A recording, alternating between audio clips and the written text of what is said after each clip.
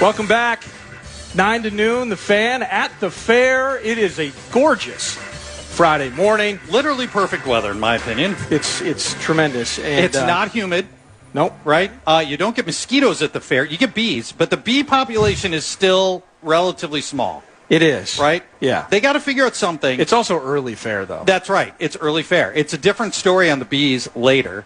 They get this. The bees, this is as good as it gets. Yeah. No, and they need to figure out something with the garbage cans, because that's where that's Bee Central, is all these garbage cans, right? There's half a cup of lemonade. There's a couple of bites of corn dog in there. There's some Sweet Martha in there. And the bees are hey, game on. Oh, yeah, absolutely. Yeah. We're going to take this time. This is a non-football segment. We do need an update on the iPad.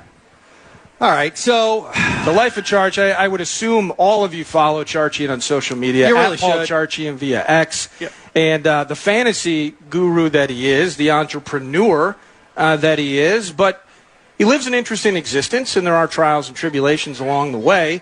And this particular one includes a self-inflicted moment of leaving an iPad on a Delta flight, and tragedy ensued.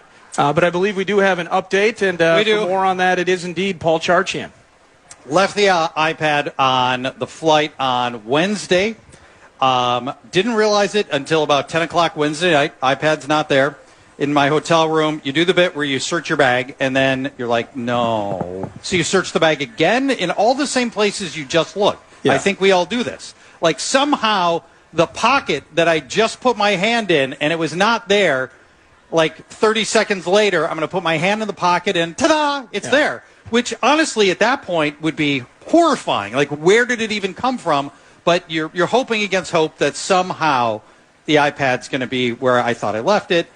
Then I get the brilliant idea, I'll do the Apple Find My Item, right? So Find My Device.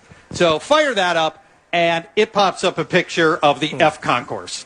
Okay. I'm like, I left it on the plane. Well, here I need to be, yes. Well, you have, I don't want to, maybe I can call you a germaphobe, but I know I have a little of that in me. But I know as it pertains to flights that you will wipe down I do. The entire surface of the screen itself. Yes. The tray table, both the exterior and once it's down, we'll make sure that area is nice and clean. Yes. You bring a fair, I got a 2-year-old baby. You have more wet wipes than I do, man. Yes. And so you try to sterilize this thing. But I remember one time sitting next to you that you were you're anti back pocket.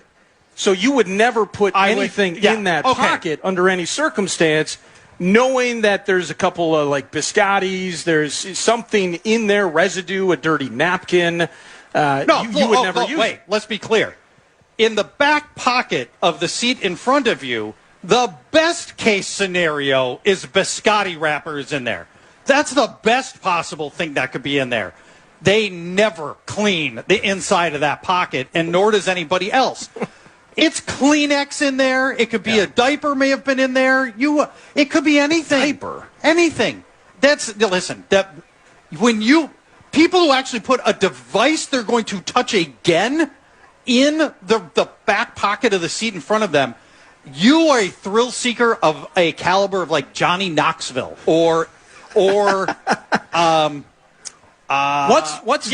dirtier, a public restroom here at the fair or the average space allotted to you as a passenger on a commercial airline? It's way worse because the passengers, right, they never wipe that thing down. They don't clean that, and I can tell you that because I'm the guy when I sit down, I get out my wet wipe, like this one right here.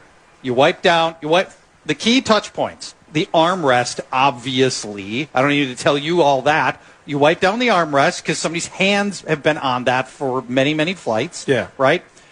The belt buckle, the seat belt, so you got to hit both sides of the seat belt because that's an obvious touch point. What about the physical seat? And it's been in people's laps. Picture someone in shorts. It's hotter in there. I don't do the whole seat.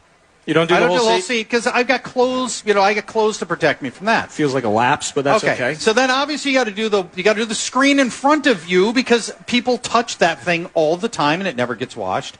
Then you got to do the tray table. So you take the tray table down, you do the tray table. I noticed not all of you are taking notes, by the way. But well, I that's see fine. a lot of nodding in the crowd. Podcastable. People understand this. Free iHeart Radio app. We'll get a one sheet again at Paul Charchian via X. Here's the secret nobody thinks about. Okay. Now, you wipe the tray table, and then to take off, you have to put the tray table back up, right? When you put it back up, the tray table is against the back of the seat. Yes. You got to wipe down the back of the seat. You have to wipe down the back of the seat. Nobody thinks of that. But the tray table, the back of the seat is filthy. Nobody's washing the back of the seat, and the tray table goes up flush against the back of the seat. You have to wipe that down, too. Here's my one last question. Yes. And then the knob as well on the tray table. Knob, you have to get that, too. Get the knob. And if you want to go a little extra further on it, the buttons up on the ceiling for the fan and the light, those get touched all the time. And I'm telling you, look, I can't tell you how many times flight attendants have come by and said, that's a good idea. They never clean these. Well, that's disconcerting. But true. Do you clean the space? Yeah, see, mouth guitar guy. Yeah, he's got his wife. He gets it. I like traveling with his wife. I like that. But do you wipe the area after you leave, then also out of respect for future passengers? No, because I am clean. You are. Everybody else, okay. You all are disgusting. So that I'm clean. So that 5 minute aside leads me to how on earth you leave your freaking iPad on the plane when you will not put it in the seat back pocket. And I assume it was not the seat back pocket. Where was it? I don't know for sure how it got separated from my backpack. I did use it to play a video game called Slay the Spire, which I like a lot. So I played that a little bit on my iPad. I'm not positive how it ended up separated from the bag, but it did. By the way, for the people that are listening to think that I'm the weirdo, it's either this or J.J. McCarthy conversation. 8 times out of 10, the person sitting next to me asks if they can have one of my wipes. Because they're looking at it going, well, obviously this needs to be cleaned. And by the way, you after you wipe it all down and you look at what's on the wipe, and it's brown and disgusting. Where do you put the wipe? Well, then you put it in the seat back, right? Another reason to do not put anything in that. You remove that when you, or do you leave it there? No, I leave it there because I'm not touching anything that's been in there. So you actually create potentially down the road, eventually, as you say. It's an antiseptic wipe. I think I'm not doing. That's the best thing that you could ever put in the seat back. And between that and stealing grapes from grocery stores, holy cow. I left the iPad on the plane, but we found it. Yes, and in the F concourse. I decided that through social media on X, we just document the journey of my iPad. I don't know if it's going to be an hour, a day, a week, a month, or a year. Or if ever, I'll get the iPad back, but I figured we'll document it. So I do the Find My Device. Yeah. It shows it's on the F concourse. I take a screenshot, and I'm like, okay, let's follow it together. So I open a lost ticket case with Delta, and I tweet about, here's the Find My thing, here's the F concourse, everything. And nothing happens for about 24 hours, and then I get a call from Dom at MSP. Dom works for Delta, and he says, "We saw your tweet. We're looking for the iPad. Where did you get off the plane?" I'm like, I think I got off on F4. He says, all right, we'll head down that way. Half hour later, I hear from a guy named AB at MSP, works for Delta. He found my iPad at F5. And it turns out that every one of the gates where the gate agents work, they all have a locked, lost, and found, and it was in there. And so, at some point, somebody had found it off the plane and put it in the F5 lost and found, and so they have it. They can ship it to me at my cost, or Nordo, you can drive me from here to MSP, and I can go get my iPad after the show. I'm driving you. Thank you. Yeah. I very much appreciate that.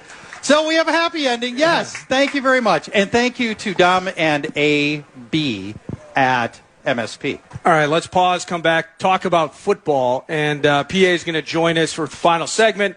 It is 9 to noon, a Friday football and fantasy feast with Paul Charchi, and I'm Nordo, and the host just minutes from now. From the 1-800-ASK-GARY Traffic Center. This report is sponsored by Gens Ryan Heating, Cooling, Plumbing, and Electrical. Well, a couple of...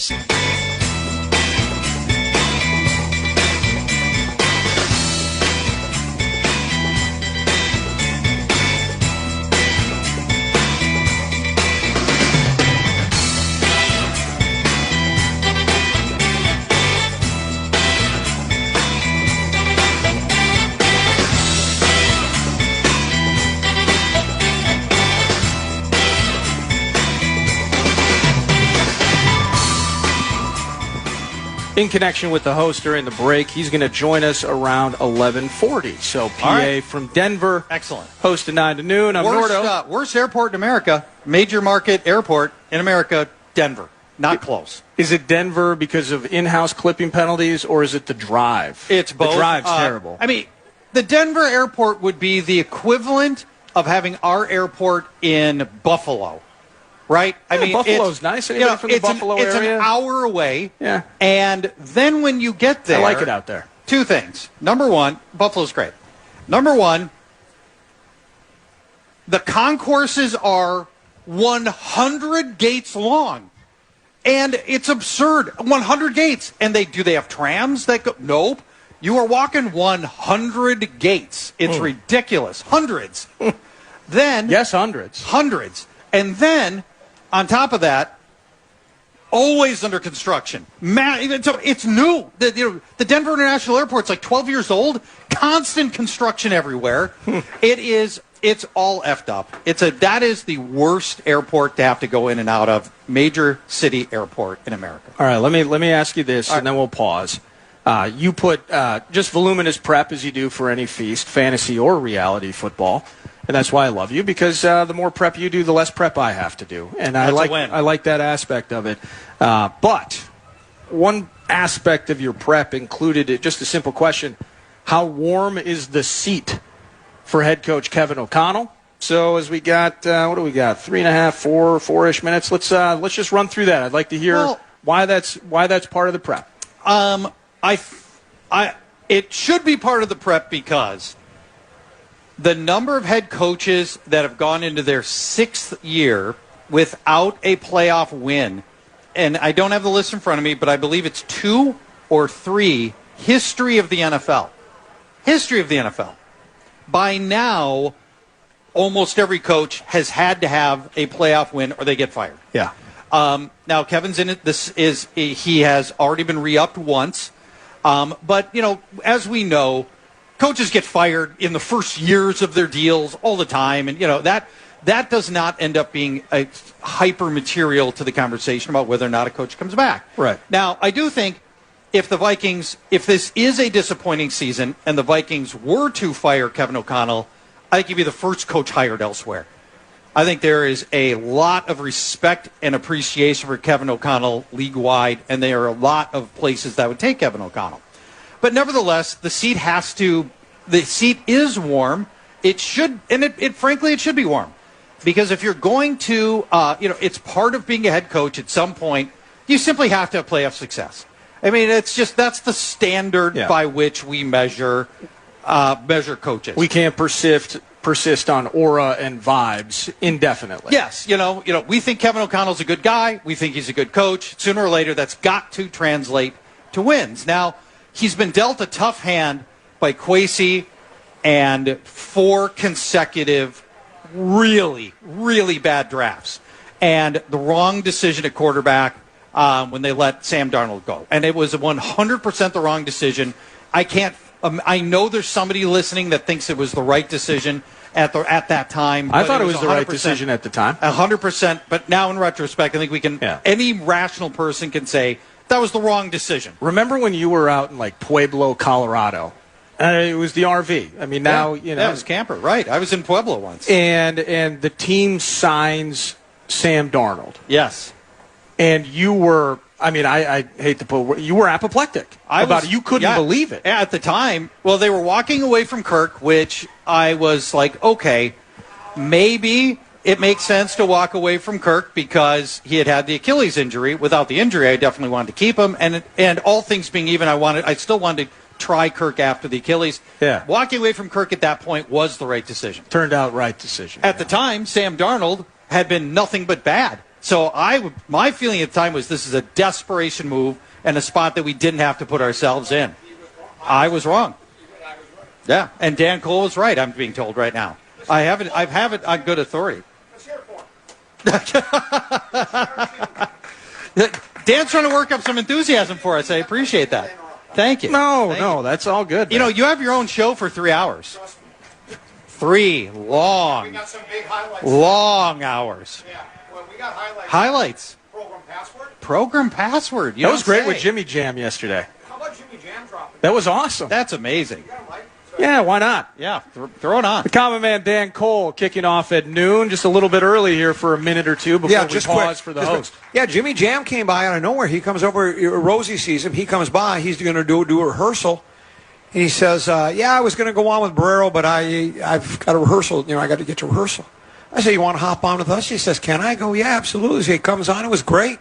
He's doing a big show over there. He lives in Cal now. I lost track of him. He outgrew us. He's been there for 3 years, but he listens to the fan all the time. I love it. That's the way he says he stays connected. Exactly. Yeah. I bet when you're out in Utah, you still listen occasionally. Well, you probably do. You take a break noon to 3. Noon to 3. Yeah, you take a break. Take a break. You Yeah, take that's a the only break. time it's off. Right. And right. then you go back to it. Now, what do you think about people who eat grapes at the that taste the grapes? I'm with taste you. The grapes? Oh, we were. No, it was controversial. We decided to try it since you had already broached the topic and didn't get no FCC issues or anything. No. We decided Tennessee thinks it's stealing and that you should be arrested for shoplifting. if you eat it, if you taste the grape. Not arrested, but maybe asked to leave. But now, apparently, what I was told by some of the text messengers is that you were talking about if you're at Costco, they're in locked safes or something, or they're in a plastic. In Costco, the grapes come in a clear plastic container, not the bag. It is a hard shell. It is a hard shell container, and it's got a wrapper. It's got a label on it that seals it closed. And this guy, I wouldn't do that. This guy tears open the wrapper, the seal on it, cracks the hard shell, and then takes out the grape, gives it to his daughter to see if the daughter thinks that these are worthy of her. And daughter's like, no, I don't like this. So he then cracks another one. No way. Tests the grape. Cracks another one, tests the grape, and then settled on the 4th container. So now I know the whole story because I would be against that. But if you're just at the grocery store and they have it wide out open, you're going to pick a bundle. You take one, you taste it, and you go, yeah, they're good today. Because you know how produce and fruit can be. It can be awful. It's a crapshoot. You're not going to spend all that money, especially as expensive it is now. But breaking into the plastic things and taking the seal off, I would have reported him. I would have made a citizen's arrest. The common man Dan Cole, ladies and gentlemen. Pushing me out already. Look at that. I got to get the host on the show, man. The hook. Where is he? He's in Denver. Right. He's in Denver. There's a third preseason game tonight, ladies and gentlemen. And thank you to Common. Program password, an absolute blast later today. And hang out and take that in. But PA, around the corner, final preseason game. We're going to get KO on the mic during the third quarter tonight. Simulcast is going to be awesome. PA joins us next for the final segment. Game day starts at Hy-Vee. Before you...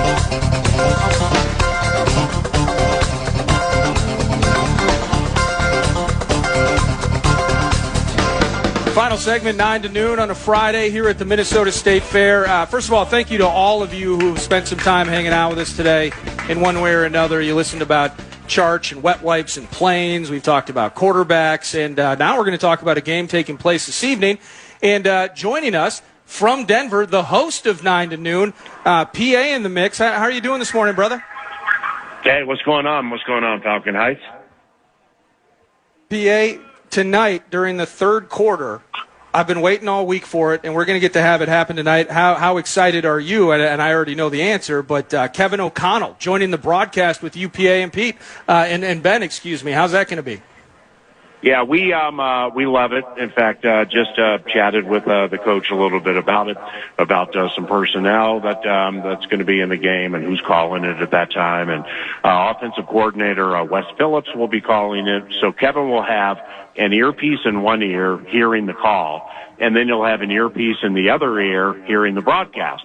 So when the Vikings are on offense, assumedly with Brosmer at quarterback at that stage, we just get out of the way, and then he basically lays it out like, all right, guys, Xavier Scott's the tailback. We got Ty Felton over there, Dylan Bell over there.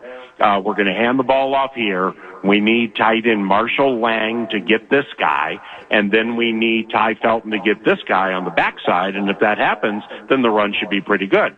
Then we watch the play. He talks during it and then analyzes a little bit, and when they're on defense, that's when we'll talk about the team. And Aaron Jones will be mic'd up for a majority of the fourth quarter, too. And then when we're done with that, we got cuts on Sunday down to 53, then the practice squad, then 2 weeks from Sunday, Green Bay. Hi, Paul. It's great to hear your voice. The fact that the Vikings do this and that Kevin O'Connell does it, Justin Jefferson participates, Aaron Jones participates, I hope listeners understand how unique this is, and the fact that the Vikings have trust in the production and the people behind it to do something like this. And this is not happening in every market. I don't think it's happening really in any other market. This is a pretty special thing that the Vikings are willing to do, and Kevin O'Connell is willing to do. Yeah, I agree, and it it was born of it may have been media relations mogul Jeff Anderson, but there was a meeting a few years ago where when the preseason games went back to 3, and the ones were basically playing so minimally that the Vikings wanted to do some things to spice them up, and this was the first and foremost idea. Kevin didn't necessarily acquiesce. He amplified. He liked the idea, and he recognized that there's not anything schematically shown during that time where it can put the team at a disadvantage in regular season games. So subsequently over the years, we built it that way with him leading the way. But that part of the culture that you're talking about, and it's real, and I've said this before, where culture personally and professionally is so overused it becomes trite and really loses its feeling or meaning, in my estimation. And it's not really the case with this team. And what you said is one example, but take it a step farther. During all of the preseason games, offensive coordinator Wes Phillips calls the plays. The defense is called by inside linebackers coach Mike Saravo, defensive linebackers coach Ryan Nielsen, and I'm pretty sure Josh Metellus is going to get at least a series with the headphones to call some defense tonight. So, they cede their responsibility for the betterment of others because Kevin does it and Brian does it so that Wes, Mike, and Ryan can solve problems on the fly, and it gives them a better chance to become coordinators. Yep, absolutely does. You mentioned Max Brosmer will be on the field, I think, for quite a bit of this game. What other quarterbacks do you believe will play in this one? Yeah, it's a great question, and it's something I'm still working my way through. When O'Connell in a press conference a couple of days ago said he plans on McCarthy playing, but we got that ankle, so he kept saying that we're gonna give him that final, what would it have been, Wednesday, practice off. Very, very physical practice too, the ones versus the ones. It was the final big time training camp physical practice before you start getting ready for Green Bay. What does turn him over mean? McCarthy would not have gotten hardly any reps in that practice anyway, because I was there for the whole thing, and Wentz didn't get that many. It was Kyler in the ones versus Van Ginkel, Dallas Turner, and Flores defense. Holy cow, we got an aggressive situation flying by me right now. I can hear it. Holy cow. All righty. All right, 3-2. That's still a work in progress. If McCarthy does not start, I don't see Brosmer getting the entire game. So it would either be Wentz into Max or McCarthy, maybe into Wentz, then into Max, but it's still that's still very fluid. Hey, PA, what have you made over the last 36 hours or so? And, again, the biggest talker in town, the backup QB, but just kind of this wave behind the idea of the potential of moving him and trying to read through those tea leaves. And it's not, if he doesn't go tonight, will it be Wentz into Brosmer or Brosmer gets the whole game? It is, if he doesn't go tonight, is that because there's potential that by the time the 53 is figured out over the weekend that maybe there's a suitor involved for JJ? And it's just that wave over the last 36 hours has been interesting to follow. Yeah, and, when we were at the State Fair yesterday, Eric, for the 2 hours before PJ Fleck, between segments during breaks, I'll let people come up and ask a bunch of questions and do stuff like that. And I had a few people, say to me, when are you guys going to comment on what ProFootballTalk.com had offered up that, when Sunday's cuts come around, that the Vikings are so fed up with McCarthy, they may cut it. And I said, well, we're not going to bring it up. And they were kind of like, why? And I'm like, because it's foolish.